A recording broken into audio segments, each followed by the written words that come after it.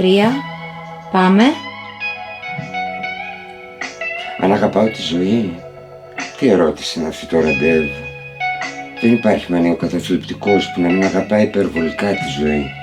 Και δεν είναι λίγες οι φορές που νομίζω, σκέφτεται, ότι αν εξαιρεθούν οργανικού τύπου αίτια, αυτό είναι το βαθύτερο αίτιο της μανιοκατάθλιψης, η υπερβολική αγάπη για τη ζωή.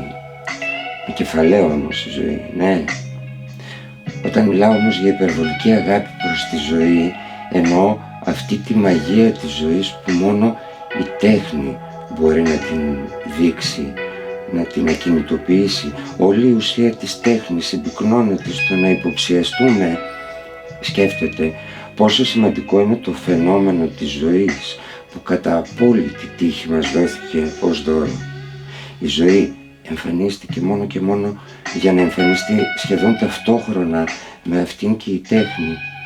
Και γι' αυτόν ακριβώς τον λόγο μισώ, ναι μισώ όλους αυτούς που δεν αγαπάνε την τέχνη. Ναι, αγαπώ τη ζωή, σκέφτεται, γιατί η τέχνη μου απαγορεύει να μην αγαπώ τη ζωή. Τέχνη, είναι πνευματικά περιστατικά.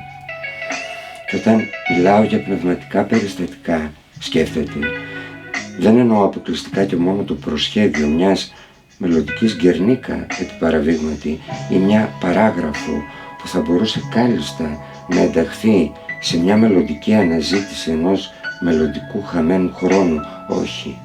Πνευματικό περιστατικό μπορεί να είναι και κάτι πολύ πιο άμεσο, κάτι που μπορεί να μην περνάει καν από το μυαλό μας ότι είναι πνευματικό περιστατικό.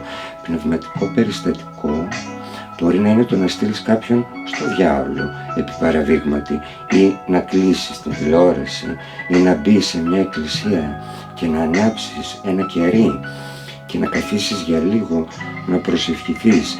Πνευματικό περιστατικό μπορεί να είναι να στέκεσαι με αγωνία πάνω από το τηλέφωνο και να περιμένεις να χτυπήσει, ή να πας να ανάψεις ένα τσιγάρο αλλά την τελευταία στιγμή να μην το ανάβεις, διότι έχεις υποσχεθεί στον εαυτό σου οριστικά και αμετάκλητα ότι δεν θα καπνίσεις ποτέ ξανά.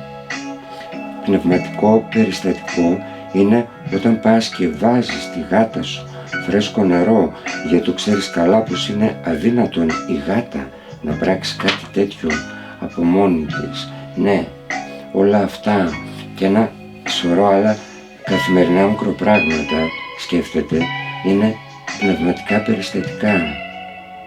Με πιστεύεις, ναι.